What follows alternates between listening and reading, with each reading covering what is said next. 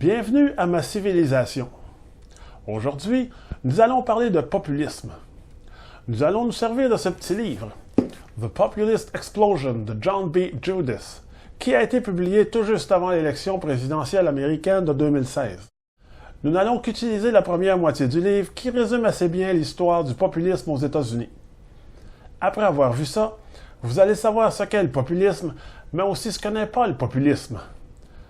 Et vous allez comprendre pourquoi le populisme est indispensable dans une démocratie. Il est difficile de donner une définition exacte du populisme parce qu'il n'y a seulement que quelques ressemblances entre les différents mouvements. Mais il existe une forme de populisme qui est apparue aux États-Unis vers la fin du 19e siècle, qui est réapparue pendant le 20e siècle et maintenant au 21e siècle. Mais avant, quelques petits points. Contrairement au nazisme, au fascisme et à certains mouvements de masse apparus en Amérique du Sud qui cherchent à détruire la démocratie pour ensuite accéder au pouvoir, le populisme cherche à conquérir le pouvoir par la démocratie. Le populisme n'est pas une idéologie. Il n'est ni de centre, ni de gauche, ni de droite. Le populisme, c'est une logique politique. C'est un mouvement dont les membres sont monsieur et madame tout le monde, sans distinction de classe. Vous pourriez donc avoir des cols bleus, des propriétaires de commerce, des étudiants, des pauvres, des membres de la classe moyenne, etc. La logique politique de ces mouvements en est une de relations conflictuelles contre les élites et où on voit ces élites comme des adversaires, des antidémocrates, des égoïstes qui se servent à même l'argent du peuple sans se soucier de la détérioration du bien-être de ce dernier. Les populistes voient leurs demandes comme étant valables et justifiables, mais ne croient pas qu'ils les obtiendront par un processus démocratique tel une élection. Ils croient que le système a été mis en place par et pour les élites et que ce système est un obstacle à leurs espoirs et contribue à nourrir leurs craintes. Finalement, on distingue deux sortes de populisme qu'on qualifiera de gauche ou de droite. Mais attention, une gauche et une droite qui n'ont rien à voir avec le spectre politique qu'on connaît. Un populisme de gauche en est un où les élites sont vues comme des adversaires. Point. Le populisme de droite est celui où non seulement les élites sont vues comme des adversaires, mais en plus, ces élites favorisent un ou des groupes minoritaires. Le meilleur exemple est ce qu'on voit aujourd'hui quand certains disent que les gouvernements occidentaux se foutent du peuple, mais favorisent les migrants illégaux ou certaines minorités.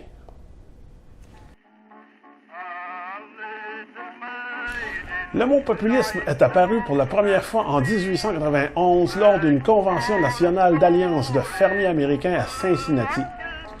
Le mot populisme décrivait les intentions et les buts qu'aurait une future union de ces alliances.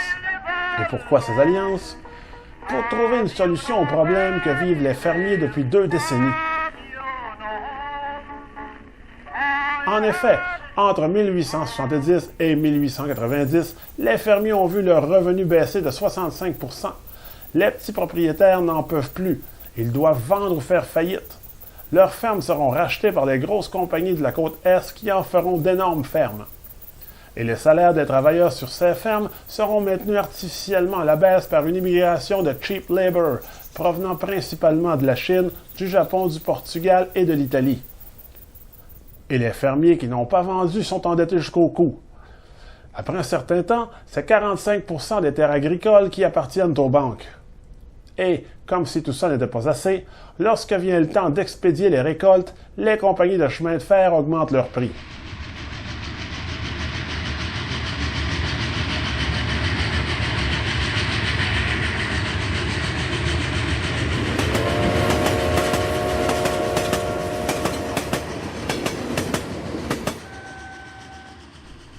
Alors débute au Texas une révolte des fermiers qui s'étend vers les États à l'Est et vers les plaines du Nord.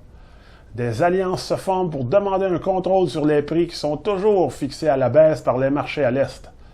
Ces alliances sont principalement formées de fermiers et de cols bleus et pointent du doigt la plutocratie et le pouvoir de l'argent. Elles exigent la reconnaissance de leur union, le contrôle des prix de leurs produits ainsi que les prix du transport par chemin de fer. Au fil des élections, ces alliances tenteront d'influencer autant les républicains que les démocrates. Ils suggéreront la nationalisation des chemins de fer, un impôt progressif pour alléger le fardeau fiscal des plus pauvres et obliger les plus riches à faire leur juste part. Elles exigeront aussi la cessation de l'immigration de cheap labor. Aucun des deux partis n'est intéressé par ces réformes. On accuse même les populistes d'être des communistes et des anarchistes. Mais les populistes ne veulent ni l'abolition de la démocratie, ni celle du capitalisme. Tout ce qu'ils veulent, c'est les réformer. Ils accuseront donc l'élite politique d'être à la solde de la plutocratie. En 1890, l'Union des Alliances forme un parti politique, le People's Party. Ce parti tint sa première convention à Saint-Louis. Un ancien républicain et ancien lobbyiste pour les chemins de fer, Ignatius Donnelly, écrivit dans le préambule de la plateforme électorale du parti « Le fruit du dur travail de millions est volé sans gêne pour construire les fortunes colossales de quelques-uns avec la complicité des gouvernements et de ceux qui les entourent. Nous accusons les deux partis, républicains et démocrates, d'avoir permis que cette terrible condition puisse se développer sans que ne soit fait d'efforts pour les prévenir et les arrêter. » À l'élection de 1892, le People's Party envoie comme candidat à la présidence James B. Weaver, avec James G. Field comme candidat à la vice-présidence. Les démocrates remportent l'élection, mettant ainsi fin à 12 années de présidence républicaine. Le People's Party gagne 8,5% du vote populaire et va chercher 5 États: le Colorado, l'Idaho, le Kansas, le Nevada et le Dakota du Nord. Il réussit aussi à prendre 11 sièges à la Chambre des représentants ainsi que 2 au Sénat. À l'élection de mi-mandat de 1894, les populistes font élire 9 représentants et 3 sénateurs. En 1893 survient une dépression. Les démocrates seront accusés d'être incapables de remettre le pays sur ses pieds.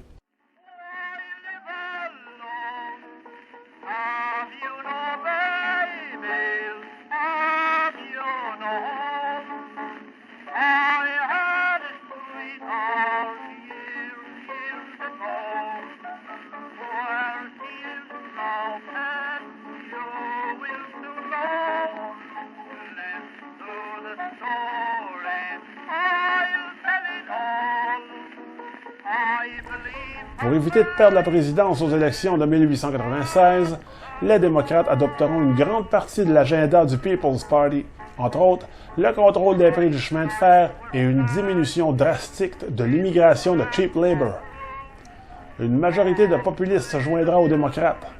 Ce sera le début de la fin de ce jeune parti. Malgré tout, l'élection de 1896 sera une victoire républicaine. Le People's Party fera élire 22 représentants et 4 sénateurs, mais n'ira chercher que 1,6% du vote populaire. Aux élections de 1900, ce sera 0,4% du vote. Celle de 1904, 0,8% et celle de 1908, 0,2% du vote populaire. Ce sera la fin du People's Party.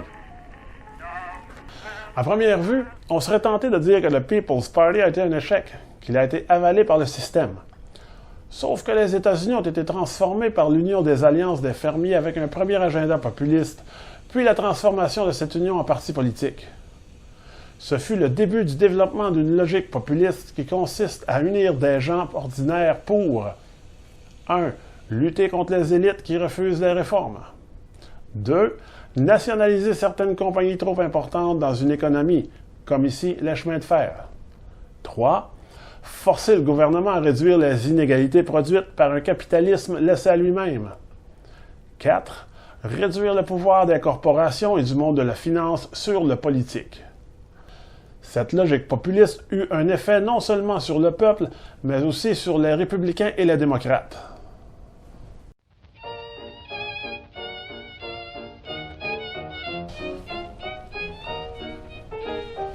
Après la Première Guerre mondiale, les États-Unis ont connu un boom économique sans précédent que l'histoire appellera les années folles. C'est une deuxième révolution industrielle qu'a produit l'arrivée de nouvelles énergies, soit le pétrole et l'électricité. De ces énergies apparaîtront toutes sortes de nouveaux biens en partant du grille-pain jusqu'à l'automobile. L'augmentation des salaires et le crédit bancaire permettent la consommation à outrance. Les banques recueillent les économies des gens pour prêter cet argent aux compagnies et ainsi financer le développement. C'est ce qu'on appellera l'American Way of Life. tout ça s'arrête brusquement le 24 octobre 1929. C'est le crash boursier, le début de la Grande Dépression, sous un gouvernement républicain qui a favorisé pendant plus d'une décennie de pouvoir un retour au laisser-faire économique.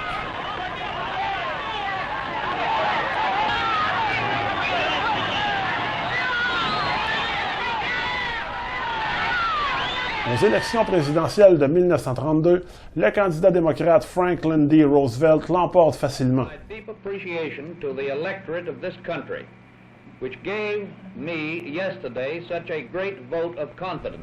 Pendant toute la campagne électorale, Roosevelt a l'appui inconditionnel du sénateur Huey Long.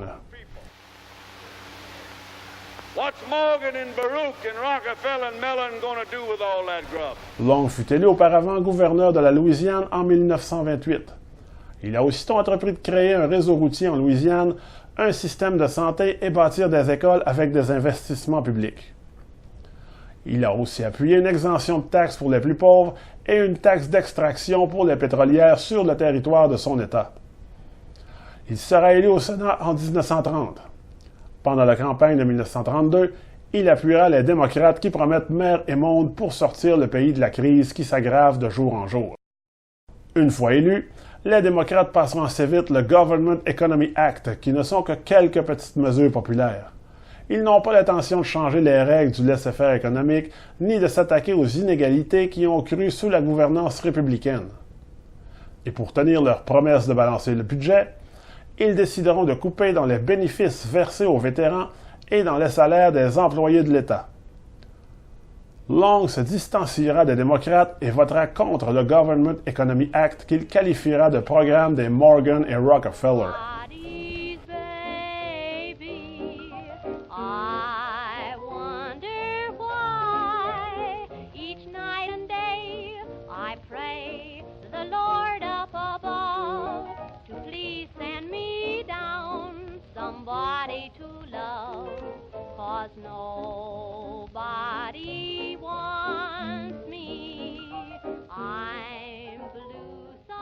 En 1934, Long forme la société Share Our Wealth, partageons notre richesse. Cette société ira chercher jusqu'à 7,5 millions de membres provenant principalement de la classe moyenne qui a peur de tout perdre à cause de la crise. La société Share Our Wealth devient vite la base d'un nouveau parti politique.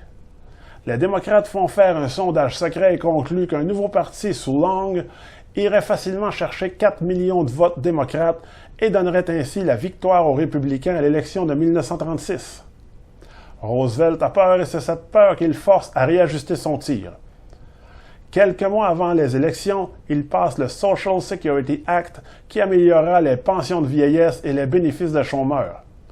Il augmentera les impôts des entreprises et des riches. Roosevelt fera sa campagne de 1936 en se qualifiant de défenseur de l'Américain moyen. Well, I want to tell you how much I appreciate your coming down. I hope that in the next 4 years, the worst part of the emergency being over, I'll be able to spend a little more time in Hyde Park. Ces réformes voulues par les démocrates ne seront qu'une copie quasi conforme de l'agenda populiste et prendra le nom de New Deal. Et ce New Deal sera la base sur laquelle croîtra l'économie américaine pendant les 4 décennies suivantes.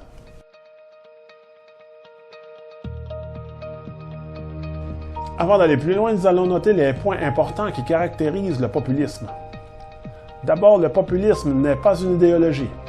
C'est une logique politique qui implique l'union de gens ordinaires, sans distinction de classe, une relation conflictuelle contre les élites, des demandes valables et justifiables, et le système y est vu comme un obstacle à ces demandes.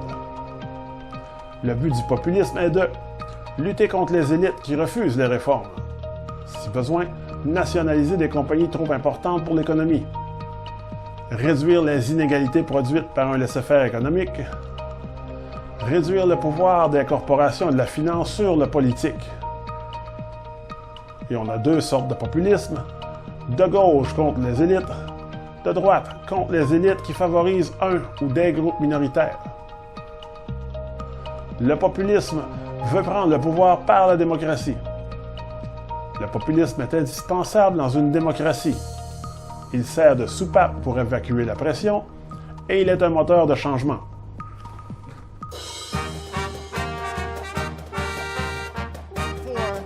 And we will make America great again. Thank you. Thank you very much. Together, my friends, we have begun a political revolution to transform America.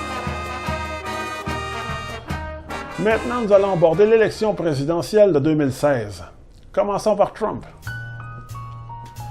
Trump a grandi à New York. Son père a accumulé une petite fortune en construisant et louant des appartements destinés à la classe pauvre et la classe moyenne du quartier new-yorkais de Queens. Mais Trump veut plus. Il veut la richesse et le prestige. Il construira et louera des édifices dans Manhattan, quartier où il habitera. Ses hôtels, ses casinos, ses appartements et autres édifices lui rapporteront cette célébrité ainsi que des milliards de dollars. Dans les années 90, Trump éprouvera des difficultés financières, mais il finira par s'en remettre. Il produira aussi une série télévisée, The Apprentice, qui le rendra encore plus populaire. You're fired. Pendant tout ce temps, Trump fournira aux caisses du Parti démocrate et du Parti républicain sans toutefois émettre quelque opinion politique que ce soit. Mais ce silence prendra fin pendant les années 90. En 1999, Trump veut faire le son en politique en briguant la chefferie du nouveau parti de Ross Perot, le Reform Party. Il abandonnera la course pour laisser le champ libre à Pat Buchanan. And I'm declaring my intention to seek the nomination of the Reform Party for the presidency of the United States of America. En 2011, c'est la chefferie du Parti républicain qui l'intéresse. Il ne l'aura pas. Mais après la défaite républicaine de 2012, il se préparera pour les élections présidentielles de 2016. But so you'll go home, you'll watch your rally, you'll OD on Trump today. That's enough, right? You'll say, oh, that's too much Trump. L'attrait chez Trump, c'est sa personnalité. Définitivement pas la substance dans sa vision. Mais sa personnalité va jusqu'à donner l'impression qu'il converse avec la foule lors de ses rallyes. I hear one guy has 10 million in the bank, one guy has 4. You know how much they... En 2015, pendant les primaires, Trump s'attaque principalement au consensus néolibéral contre lequel un gros pourcentage de l'électorat est devenu hostile, surtout depuis le crash de 2008. Il s'oppose à toute coupure dans la sécurité sociale ainsi que dans la santé. Il proposera aussi des dépenses importantes pour la réfection des routes, des ponts et des aéroports. Ses vues sur l'immigration illégale, le commerce, les investissements et la politique étrangère sont des attaques frontales autant contre les démocrates que contre les républicains. En plus, il considère que les Américains n'ont pas à payer pour la défense des pays alliés qui pourraient en faire plus, et qu'il faudrait surtout s'occuper en premier lieu des fermiers, des malades et des sans-abri. Trump s'oppose aussi aux différents traités de libre-échange comme l'ALENA et le TPP entre l'Asie et l'Amérique. Il croit que ces traités font perdre beaucoup de bons emplois aux Américains et créent des balances commerciales déficitaires. Il est aussi contre le statut préférentiel que reçoit la Chine en tant que partenaire commercial. Trump en a aussi contre les grosses corporations qui envoient les emplois payants à l'étranger pour ensuite vendre leurs produits aux Américains. Par exemple, Ford, Nabisco et Carrier veulent déménager leur production au Mexique, faisant ainsi perdre des milliers d'emplois aux travailleurs américains. Ces corporations n'ont aucune loyauté pour leur propre pays. Ils ne cherchent qu'à se relocaliser dans des pays de cheap labor, où les syndicats sont à peu près inexistants et où il n'y a que peu ou pas de lois protégeant l'environnement. En plus, ces compagnies déménagent leurs sièges sociaux dans des pays où elles ne paient pratiquement pas d'impôts, privant ainsi les coffres de l'État américain de milliards de dollars. Nearly 180,000 illegal immigrants with criminal records ordered deported Les vues from... de Trump sur l'immigration illégale n'ont jamais changé en 30 ans. Pour lui, l'immigration illégale n'amènera que des difficultés sociales et économiques et que la société américaine ne pourra jamais l'absorber. Cette immigration est ce qui détruira la classe moyenne en faisant exploser les coûts sociaux et, comme bonus, augmentera la criminalité. Par contre, Trump n'est pas contre une immigration légale qui apporte aux États-Unis des gens formés qui contribuent à l'avancement de la société. L'immigration doit être une contribution pour le peuple et non une contribution pour ceux qui veulent garder les salaires bas et créer des minorités qui votent en bloc. Malgré sa richesse, Trump ne se voit pas comme faisant partie de l'élite économique qu'il méprise. Trump croit diviser le peuple en deux. We the people, soit la majorité silencieuse, contre l'establishment. Establishment qui comprend entre autres l'élite économique, mais aussi les médias, les lobbies, les bailleurs de fonds, etc. Le succès de Trump pendant les primaires menace directement la coalition des républicains entre le big business et la classe moyenne. Classe moyenne qui a peu à peu abandonné les démocrates pendant les années 60. Trump menace aussi l'économie néolibérale, la politique étrangère néoconservatrice de tous les milliardaires, les think tankers, les journalistes et éditorialistes, les directeurs de radio et de télévision qui, eux, ensemble, organisent une contre-offensive de plusieurs millions de dollars contre la campagne de Trump. Offensive qui ne donnera absolument rien. Ceux qui appuient Trump sont d'abord les travailleurs blancs et la classe moyenne. Trump devient la voix de ceux qui ont été laissés en plan par la globalisation. Selon les sondages, dans cette base, 70% n'ont pas de niveau collégial. 68% croient que l'économie favorise les riches. 50% gagnent moins de 50 000 $ par année. 48% croient que l'économie américaine va mal. 69% croient que l'immigration illégale est une trop grosse charge pour la société. 67% croient que les accords de libre-échange sont mauvais pour le pays. Et 73% s'opposent à des baisses dans la sécurité sociale. For most Americans, their reality is that they're working longer hours for lower wages in inflation-adjusted. Tout comme Trump, Sanders a grandi à New York. Mais là s'arrêtent les ressemblances. Fils d'un juif polonais et d'une fille d'immigrante, Sanders grandit à Brooklyn, un nid de culture et de politique de gauche. Sanders terminera ses études à l'Université de Chicago. Dans cette ville, il se joindra à la Young People's Socialist League, qui est l'aile jeunesse du Parti socialiste. Il militera au sein de groupes de droit civil et il se fera arrêter lors de manifestations dans lesquelles, par contre, il se refuse à utiliser la violence. Plus tard, il déménagera au Vermont, où il se fera élire 4 fois maire de Burlington. Il transformera la ville en une des villes de la Nouvelle-Angleterre qui a la meilleure qualité de vie. En 1990, il gagnera un des sièges du Vermont à la Chambre des représentants. En 2006, il gagnera un siège au Sénat. Il décide de participer à l'investiture du Parti démocrate parce qu'il croit que la classe moyenne disparaît, parce qu'il y a de plus en plus de pauvres et que les inégalités économiques s'amplifient, et, finalement, pour lutter contre les changements climatiques. Comme stratégie, il veut s'attaquer à la classe de milliardaires qui contrôlent les médias et qui peuvent influencer quelles lois seront votées. Cette classe, croit-il, a même le pouvoir d'acheter le Congrès. Where billionaires are literally able to buy elections and candidates. Let's not kid ourselves. That is the reality right now. So you got the Koch brothers. Il arrivera avec des réformes radicales comme, entre autres, un plus grand contrôle gouvernemental sur les marchés, une assurance médicale pour tous, ce qui ne fait pas l'affaire des assureurs privés, des études collégiales gratuites pour les jeunes, mais payées par une taxe sur les transactions Wall Street, et, finalement, une taxe carbone. Sanders ne veut rien de moins qu'une révolution politique. Le peuple contre la classe de milliardaires, le 99% contre le 1%. Il rêve d'un socialisme à l'européenne. Sanders obtient son plus grand appui auprès des jeunes qui sont aux études collégiales ou qui en sont diplômés. C'est la récession de 2008 qui a radicalisé cette partie de l'électorat. Les jeunes y voient l'irresponsabilité de Wall Street et de la classe de milliardaires. Leur adhésion au socialisme vient de leur désillusion du capitalisme. Ils se demandent s'ils auront du travail après leurs études, s'ils pourront rembourser leurs prêts étudiants. Les statistiques ne sont pas joyeuses. Entre 2000 et 2015, le rapport entre salaire et coût de la vie a diminué de 2,5 %. Et entre 2008 et 2015, l'endettement étudiant a augmenté de 84 %. Selon les sondages, la base de Sanders, c'est 91 % qui croient que le système favorise les puissants, 82 % qui croient que les corporations font trop de profits et ne paient pas suffisamment de taxes, 90 % qui croient que l'écart entre riches et pauvres continuera à s'amplifier. 57% qui croient que de travailler fort n'est plus une garantie de succès. 63% qui croient qu'il n'y a plus d'opportunités pour que l'Américain moyen puisse avancer dans sa société.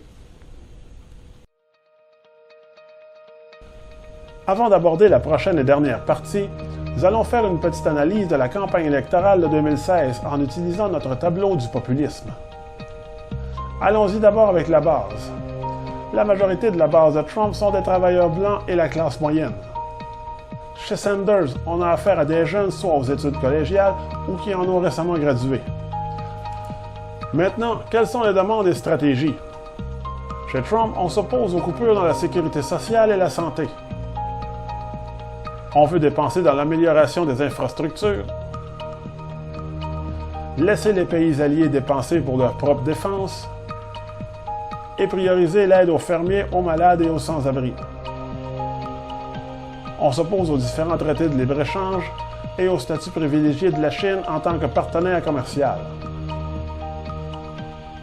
On est contre l'immigration illégale qui augmentera les coûts sociaux, la criminalité, gardera les salaires à la baisse et amènera des votes en bloc.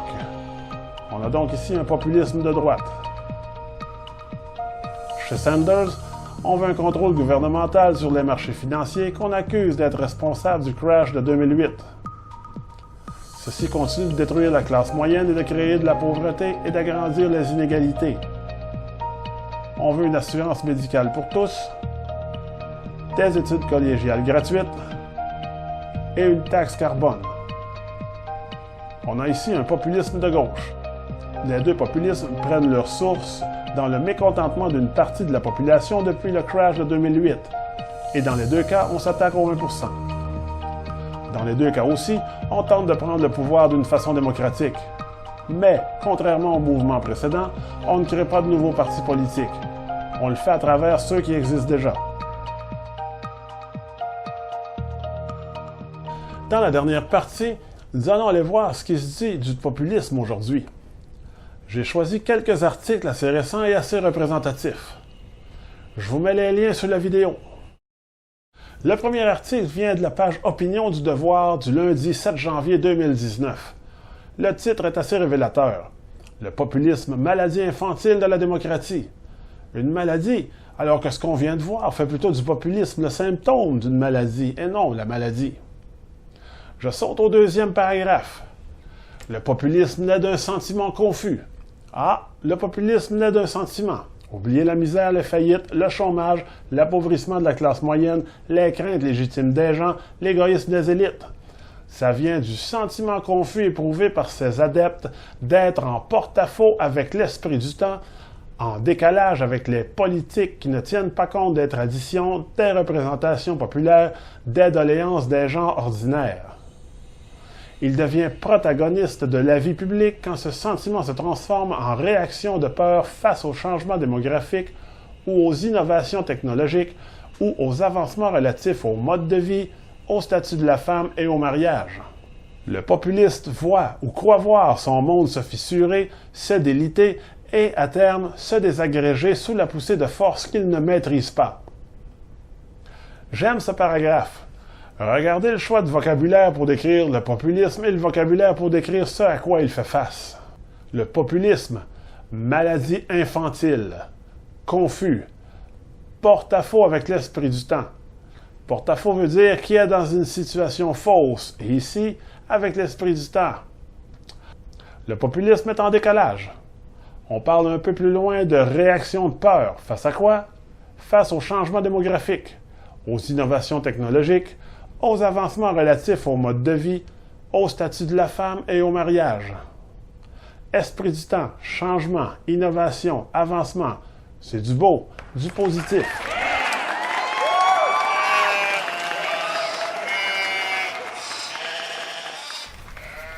À la fin du paragraphe suivant, l'auteur dit « Le populisme peut toutefois altérer les institutions démocratiques pour peu qu'il ait recours à la violence et qu'il ne respecte pas les usages et les règles de jeu. » Un peu plus loin, « Le repli sur soi identitaire est une tentation permanente, car nous ne sommes pas à l'abri d'une éruption populiste. » Mais qu'est-ce qui se passe ici?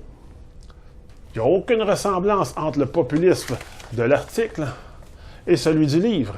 Et pourquoi? Quand je lis ici « esprit du temps », changement démographique, avancement relatif au mode de vie, au statut de la femme et au mariage, repli sur soi identitaire, ça commence à sentir l'idéologie dominante. On a en Occident une guerre idéologique. Puis là, je dis pas guerre pour impressionner ou donner de l'importance. Mais en Occident, il y a différentes idéologies qui s'affrontent et ça s'appelle guerre idéologique. Et dans une guerre idéologique, les mots deviennent des armes. On prend des mots qui dérangent et, avec le temps, on les transforme pour qu'ils en viennent à ne plus vouloir rien dire ou, comme avec le mot populisme, qu'il en vienne à vouloir dire son contraire. Vous et moi, on ne peut pas faire ça, transformer des mots. Par contre, ceux qui ont le pouvoir et qui contrôlent les médias peuvent le faire. Ici, on a associé le mot populiste à maladie infantile, confusion, situation fausse, en décalage, réaction de peur, croire voir des choses. Et ensuite, on sort les peurs. Altérer les institutions démocratiques, recourir à la violence, ne pas respecter les usages et les règles de jeu, repli sur soi identitaire, pas l'abri d'une éruption populiste. Évidemment, le membre de la masse qui lit cet article ne veut pas être associé au populisme. Il préfère l'autre côté, le bon bord. Il préfère être avec l'esprit du temps, pour les changements démographiques, pour les innovations technologiques, pour les avancements relatifs au mode de vie, au statut de la femme et au mariage. Mais pensez-vous sérieusement que les populistes en ont contre les avancements technologiques et les gains que la femme a faits? Ben voyons. Tout ce que l'auteur fait ici, c'est d'en rajouter pour salir un peu plus celui qui serait un populiste. Dans Le Soleil du 14 octobre 2016, l'auteur décrit le populisme comme suit. Le populisme est une plaie au même titre que le radicalisme. Deux phénomènes qui croissent depuis plus d'une génération. Les populistes font leur pain et leur beurre des thèmes suscitant des craintes chez une partie de la population. Et ils avancent des solutions trop simplistes pour les régler. Quand l'auteur nous dit que le populisme est une plaie au même titre que le radicalisme, il nous donne un bel exemple de ce qu'on appelle un sophisme de fausse analogie. Un sophisme, c'est un argument ou un raisonnement faux, malgré une apparence de vérité. Et un sophisme de fausse analogie, c'est quand on compare deux choses qui ne sont pas vraiment comparables. Ici, populisme et radicalisme. L'auteur semble nous dire « Vous ne savez pas ce qu'est le populisme? Facile. C'est comme de la radicalisation. Voilà, là vous le savez maintenant. » Et il finit sa phrase en mettant populisme et radicalisation sur un pied d'égalité. Deux phénomènes qui croissent depuis plus d'une génération. Dans la presse du 27 janvier 2017, M. Gérard Bouchard nous définit le populisme en 5 mots.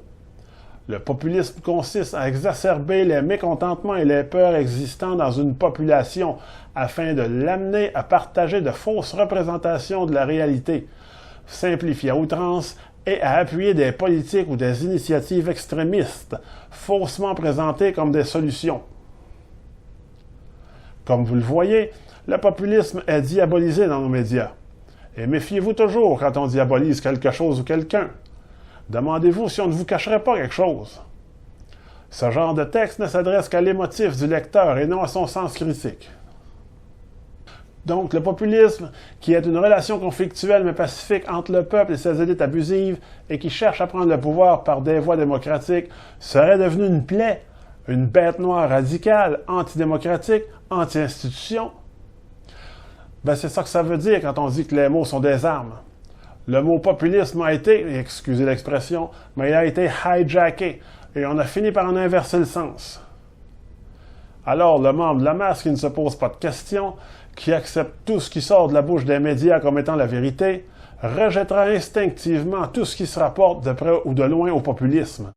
Maintenant, quel mot décrit un mouvement de gens qui en ont ras-le-bol, un mouvement indispensable à la démocratie qui sert de soupape pour évacuer la pression et qui est un moteur de changement? Il n'existe plus ce mot. Et quand les mots n'existent plus, les idées n'existent plus parce que vous ne pouvez pas les formuler. Et pas d'idées, pas de débat d'idées. Pas de débat d'idées, pas de démocratie. C'est comme ça qu'on manipule les masses et qu'on forme l'opinion publique. Merci et on se voit à la prochaine vidéo. Alors, ce comité de 9 langues? Il fait des heures supplémentaires. Quelle belle chose que la destruction des mots. Pas vu la 10e édition du dictionnaire Smith? Et pèse comme ça.